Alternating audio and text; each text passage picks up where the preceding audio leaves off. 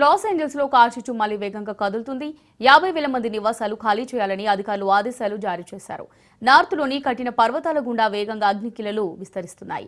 ఇప్పటికే పాలిసైడ్స్ eaten fire కారణంగా 28 మంది మృతి చెందగా 22,000 నిర్మాణాలు కాలిబూడిదయ్యాయి.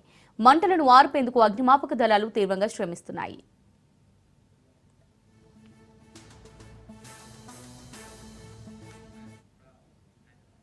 మరోమారు చెలరేగిన ఈ మంటలు కేవలం 2 గంటల్లోనే 5,000 ఎకరాల ప్రాంతాన్ని దగ్ధం చేశాయి. శాంటా ఆనాలో వీచే గాలులు మంటలు చెలరేగడానికి కారణంగా నిలిచాయి.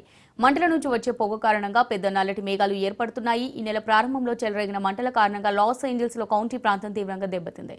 తాజాగా శాంటియాగో ఓషన్ సైట్ సమీపంలో దక్షిణాన మంటలు చెలరేగుతున్నాయని అధికారులు తెలిపారు.